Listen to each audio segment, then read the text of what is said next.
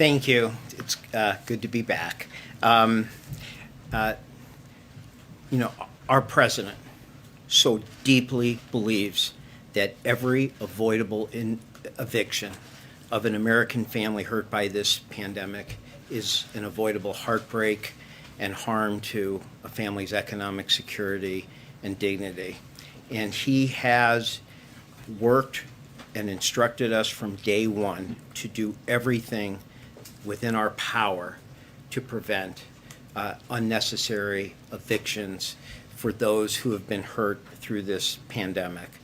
What I wanted to do today is just give you a little background on the statement that is coming out today that deals with both evictions, our executive actions, and the emergency rental assistance plan for state and local governments. On evictions, the president has long fought for an eviction moratorium.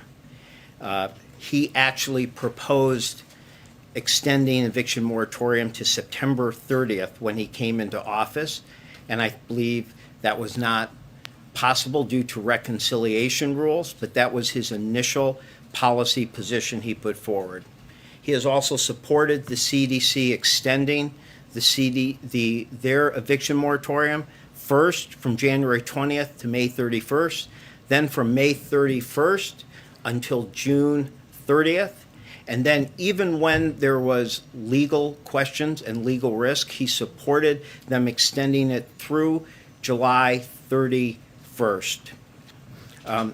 Unfortunately, Supreme Court declared on June 29th that the CDC could not grant such an extension without clear and specific congressional authorization. But given the rising urgency of the spread of the Delta variant, the president has asked all of us, including the CDC, to do everything in our power to look for every potential legal authority we can have to prevent evictions. To date, the CDC director and her team have been unable to find legal authority even for a more targeted eviction moratorium that would focus just on counties with higher rates of COVID spread.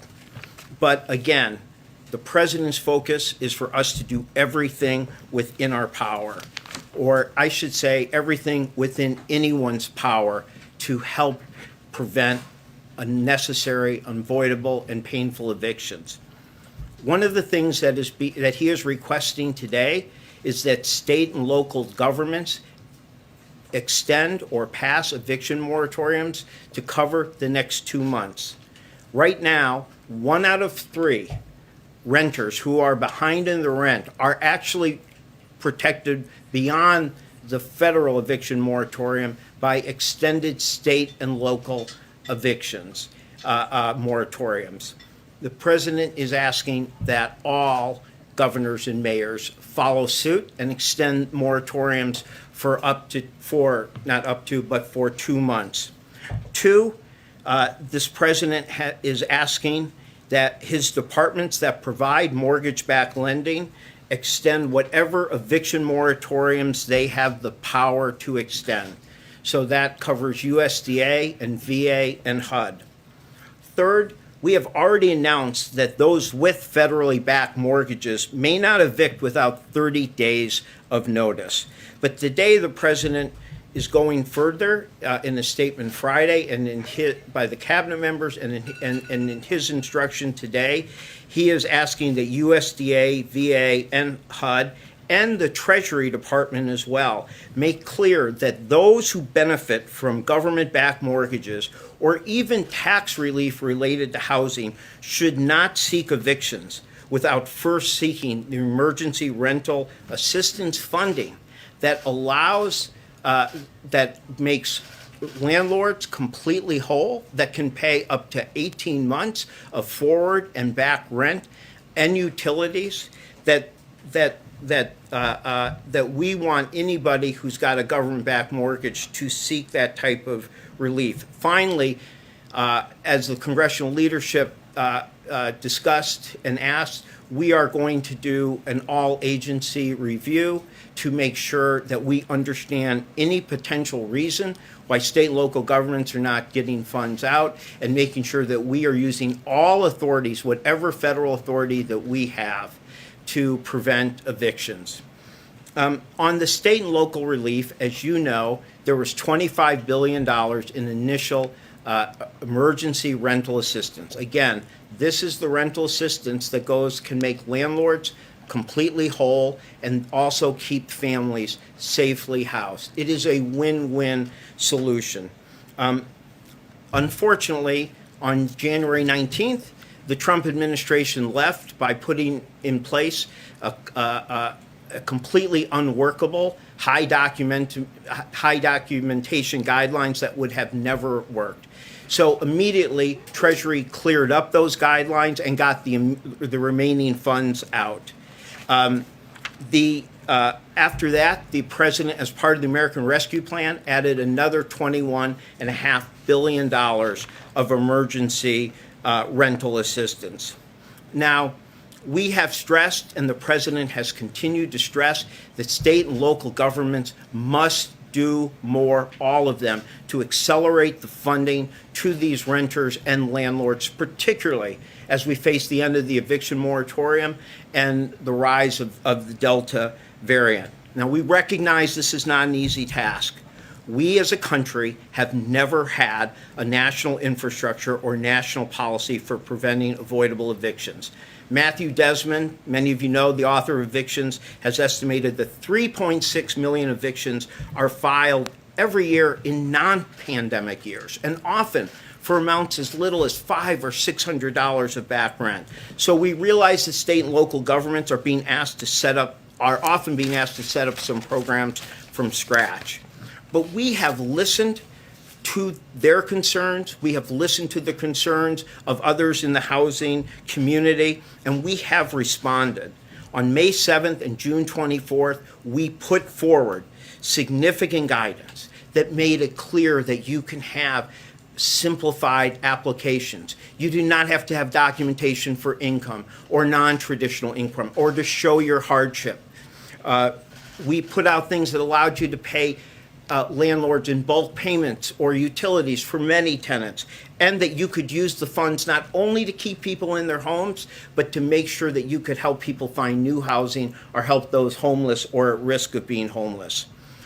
With these reforms, we have seen many states and localities start to succeed, from Louisville to Houston at Harris County,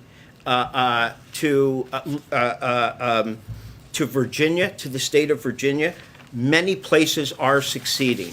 We did see in June the numbers double to $1.5 billion in assistance that went out the door to renters and landlords, helping 290,000 tenants. We expect these numbers to grow, but it will not be enough to meet the need unless every state and locality immediately accelerates funds to tenants. The president is clear. If some states and localities can get this out efficiently and effectively, there's no reason every state and locality can't. There is simply no excuse, no place to hide for any state or locality that is failing to accelerate their emergency rental assistance fund. So the president is asking today that at the state and local court level, that they heed the call of the Department of Justice to pause evictions, to ensure that evictions are a last resort, not a first resort. For those of you who remember, this is what the Department of Justice, Vanita Gupta, put out a major statement on, and what we did the White House summit with 46 cities to work and encourage them to use these kind of diversionary proposals to avoid evictions. At the request of the congressional leadership, as I mentioned, we are investigating all reasons for any delay of state and local funds and whether we have the power to compel more expeditious use. He also is calling on utilities and landlords to use the funds that Congress has made available to them, the emergency eviction funds, but also other funds in water and heating that they can use before they move to evict.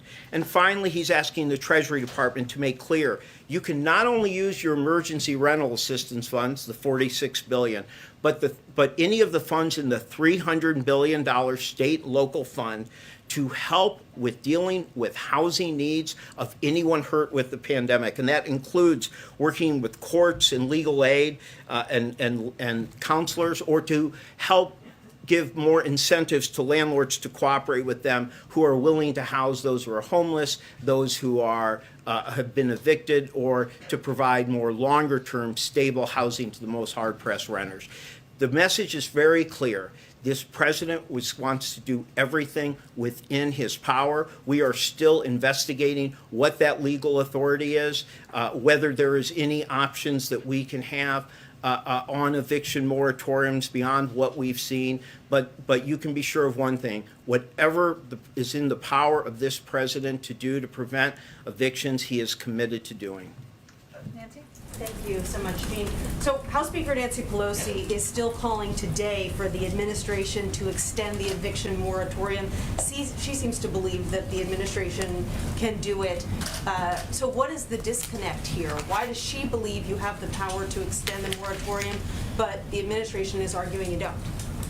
Well, I would say that on this particular issue, the president's not only kicked the tires, he has double, triple, quadruple checked. He has asked the CDC to look at whether you could even do targeted eviction moratorium that just went to the counties that have higher rates, and they as well have been unable to find the legal authority for even new targeted eviction moratoriums. I mean, we share so much the goals of Speaker Pelosi and others on the Hill.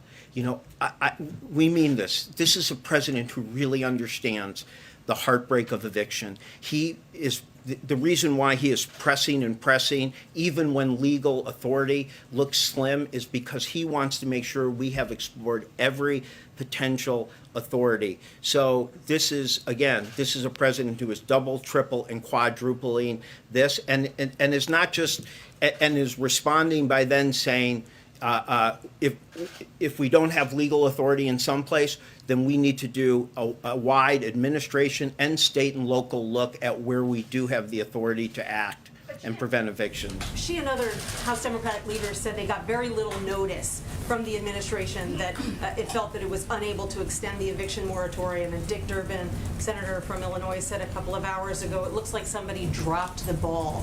Did it take too long for the administration to determine that you weren't going to be able to unilaterally extend the eviction moratorium? You know, I think the wording in the Supreme Court opinion was fairly, clear, that they said the CDC could not grant such extension without, quote, clear and specific congressional authorization. I think really what has happened, what we are all dealing with, is that the rise of the Delta variant is particularly harmful for those who are most likely to face evictions. And as that reality became more clear going into the end of last week, I think all of us started asking, what more could we do? And we were very focused and have been extremely focused on the state and local relief. Many of you might have saw that on the 28th, we did a massive wide effort to get news out to tenants and landlords where they could go. I compliment those like PayPal and Venmo who put it on the front of their app, and tens of millions of people saw it. But I think that when the Delta variant started to rise, and that it hits this particular that it's likely hit harder the people most likely to be low income, unvaccinated, that there was just an effort to go back and again double, triple, quadruple check. And I think we were in that, and I think other people on the Hill have also been in. So this was us responding to a new reality, and doing so with this aggressive set of actions that President Biden has asked, both at the state and local level, of his executive team, of even landlords and those who run utilities. But I think on the eviction moratorium issue, we have run into so far what seems to be very difficult obstacle from the Supreme Court ruling. And again, the president went out of his way to push to the CDC today to look even at 30 days, even targeted to high, counties with higher infections. And the CDC independently came back and said that they could not at this time find the legal authority. I don't think this means this president's going to give up. I think he's going to keep looking and pushing and kicking the tires and fifth, sixth looks, but we're going to do everything we can. But is there any contention or indication? Thank you very much, Mr. Sperling. But the Delta variant has been around for weeks and has been the dominant strain in the United States for several weeks as well. So why did the president wait until Sunday to ask the CDC for a targeted moratorium focused on those areas with high case rates? I think what you're seeing is a president who's just trying to do everything that he can in his power, and part of that is also going back to places where he has heard initially that we do not have legal authority, and he's saying this is so important, I want to double and triple check. I want to ask the CDC independently if they share that same reading of the Supreme Court's view, and I think he's going to continue to look. So I think this just reflects a continuation of a president who is looking at every possible authority we can do. And to be honest, when he is told there is not authority, his response is, because he cares so deeply, is to double, triple, quadruple check. And that's exactly what him going to the CDC represented. I just think the question from even progressive Democrats is that you got this ruling from the Supreme Court at the end of June, so why did it take so long to call on Congress to act if it is so important? And why did it take so long to go to the CDC for this 30-day moratorium that he was seeking? Well, again, I think that the fact that the Supreme Court had ruled that way, I mean, remember, knowing we face some legal risk, supported extending the moratorium to July 31st. The Supreme Court chose not to strike that down, but the ruling said very, very clearly that that was because it was rolling off on July 31st and that extensions would require congressional authorization. That is clear. Those wordings are nothing special for us. They're something anybody here, can read.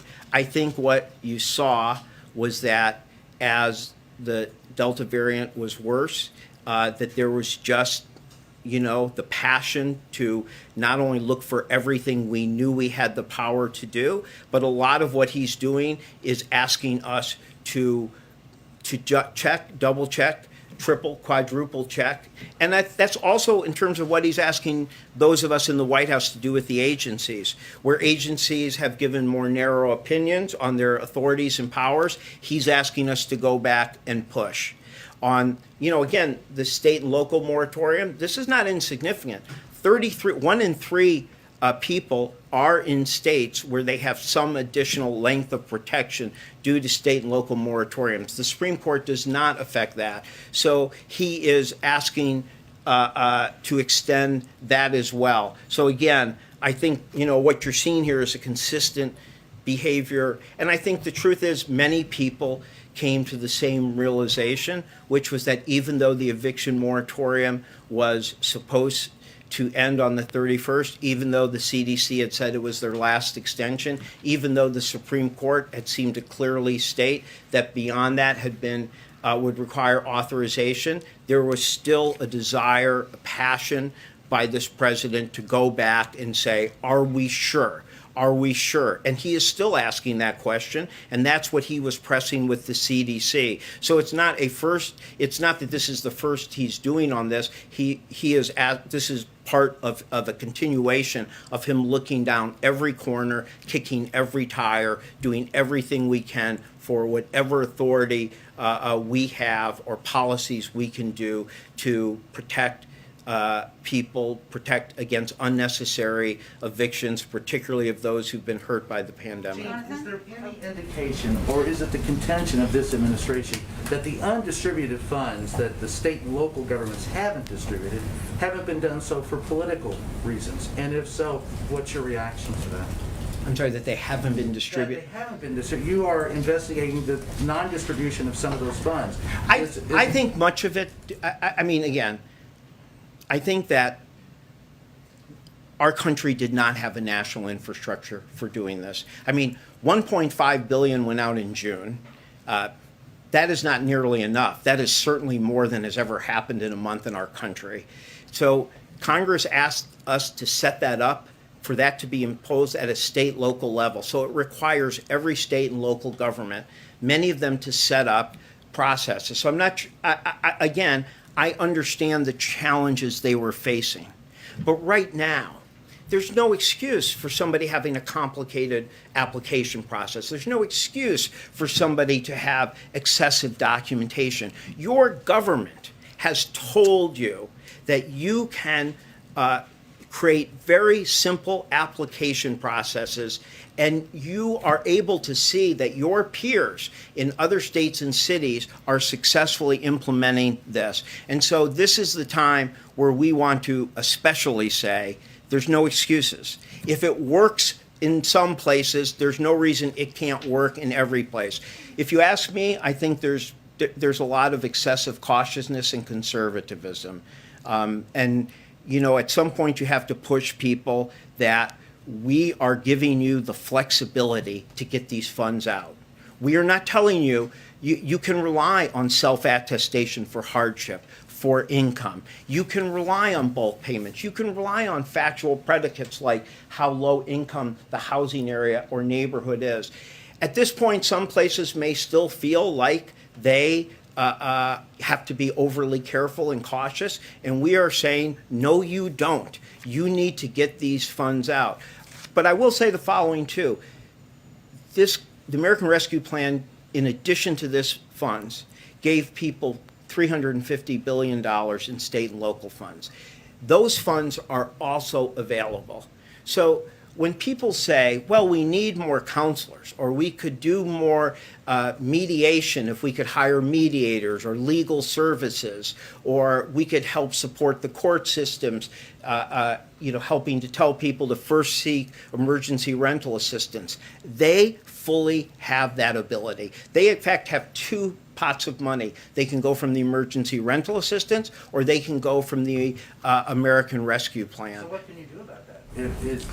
I'm not going to tell you that Congress gave us a lot of sticks and punitive measures and carrots, but we're doing everything we can, and we have. If you look at the May 7th guidance that we did, it was very significant, and it was widely praised by advocates around the country. It sped up the time that you had to give funds to a tenant directly if a landlord didn't participate. It made clear you could do bulk payments. It made clear you could rely on self-attestation. And then when we heard that there were issues like they weren't sure they could help people who are homeless, we came back on June 24th and made clear that you could for a future debt obligation. So again, I understand that hard is hard, and setting up a national infrastructure on emergency rental assistance, immediately is a challenge. But I think we are now at the point where we feel people have had time. We have listened to their concerns. We have given them enormous flexibility. They are seeing their peers. They're seeing other states and cities succeeding, and there's no excuse for them not doing so. I will say that on September 30th, the one stick you have is that the Treasury Department is allowed to reallocate among places that have not used 65% of the first $25 billion. So that is something the Deputy Secretary of Treasury has made clear, and we have reached out to so many cities, so many governors, so many meetings with the National League of City, National Conference of Mayors, and many of them are working very well with us. Many of them are doing, but we are pressing harder now, as we should, with the end of the eviction moratorium. Okay, we're just gonna have a tour. Justin, why don't you go? Thanks.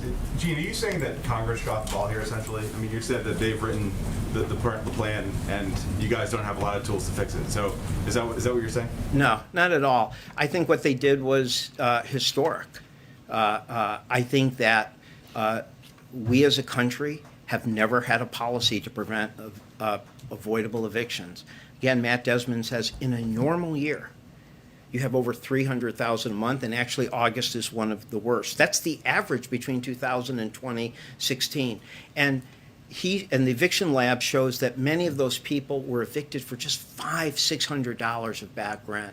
So I think the idea that Congress pushed for us to create a national infrastructure that we could get this out and to put the amount of money in there that could help make landlords whole. Remember, the thing about the emergency rental assistance that's so important is that it helps struggling landlords and struggling tenants. It can pay up to 18-month forward or backwards of back rent or back utilities. So it is a way to make a landlord who is struggling whole while also keeping that tenant and their family safe and secure. I'm just expressing the reality of the fact that we do whatever we can with the tools we have. And we have found that the guidance has worked. Listening to people, making clear you could use self-attestation, making clear you could have low documentation.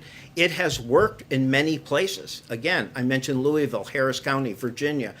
That's just a small sample of the places it's working. So we think what Congress did was historic, and we think it has the potential to help enormously. And look, people shouldn't think that this is hopeless. You know, yes, people do reports of 6 million being behind, but when you look at the Pulse survey and the Philadelphia Federal Reserve, they're talking about, you know, a little less than 2 million really being a threat. We helped nearly 300,000. If we can get those numbers up, imagine if you were at 500,000. That meant you could be helping 1.5 million over a few month period. So if states and local governments rise to this great resources that this Congress wisely gave to them, there is every reason to believe that they could have a substantial effect in mitigating these evictions. And that's why we're pressing so hard, and that's why we're going to look for every bit of authority or persuasion or guidance that we can make. I'm just saying that the reality is there's not like a punitive stick. That doesn't mean that there was anything wrong with what I think is really a historic element of the American Rescue Plan that I think could not only be helpful now, but going forward in preventing unnecessary evictions that we know have often heartbreaking and longer-term impacts on families and their economic and health stability. I'm just gonna go to Yamiche, we gotta wrap it up after that, but so we go to the farther back. Go ahead. Thanks so much for taking my question, and thanks Sure. for adding one more. I guess my question is, it's two-part. One, why not force the Supreme Court to make this decision? And two, is that decision not to actually go to the Supreme Court and force them to strike it down? Does it have anything to do with fears that the Supreme Court might strike down the administration's broad use of public health laws for other policies? You know, I do not necessarily. I believe that people have been examining whether there is legal authority to go forward, period, whether there's legally available option. For me personally, yeah, you always have to worry about whether you do something that could create harm. That's a factor to think about. Is it an overwhelming factor? I can't tell you. But, you know, I think when you're governing, you have to look at all these issues and see. I think the president is still kicking every corner because I think if there's any chance that you could get this extension, he wants to know every available authority. But it is a consideration that I think, you know, may have affected some of us, but I can't say that I think within our legal counsel and the CDC, I think they have spoken mostly about simply whether there is that legal authority to go forward. But again, I want to make clear, you've seen this president is continuing to double, triple, quadruple check on those issues, and to ask all of us to look in every corner and kick every tire and double, triple, quadruple check if there's any possible way that we can forward. What might be the things that you're worried about the Supreme Court striking down? What unnecessary, what, maybe unintended You're trying to consequences get might me in, come from you're this? trying to get me in trouble with Dana Remus? Are you like trying to make me persona non gratis with our general White House counsel? I'll pass. Is it 2 million people though? Is that the number that this White House believes could end up losing their homes as a result of this? I am saying that those who are, no. Those are people, those are the estimates for, 1.4 to 1.9 are people who fear that they could be at a deeper level. A significant percentage of them are in states where there's eviction, the moratorium is increased.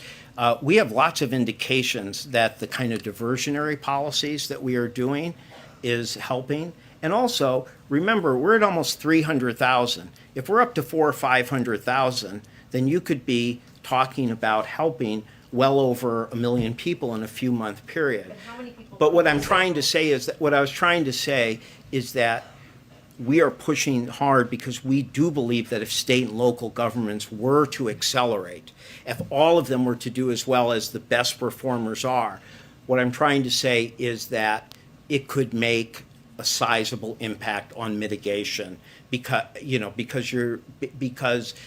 those type of numbers over a few month period, you could have a substantial impact. That said, not everyone. But what's the number that America should brace for? How many people does this White House believe could lose their home because of this?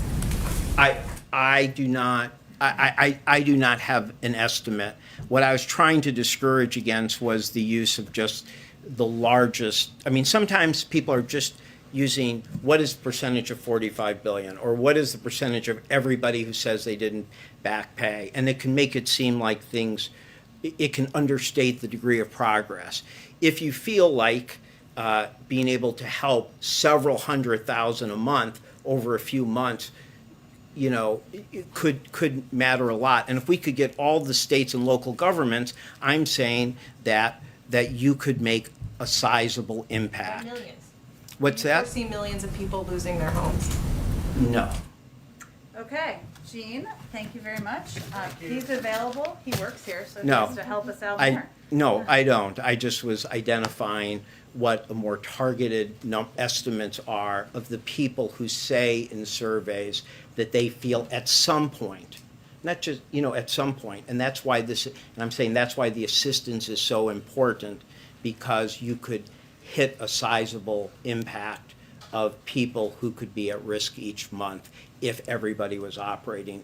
Could be a meaningful number, though, every eviction is a heartbreaking, so I don't want to play down those who could still face it, but just to stress that the state and local governments accelerating. We're 290,000. If it keeps getting larger and larger every month and sustains for several months, that it could have a sizable impact. Thank you. Thank you, Gene.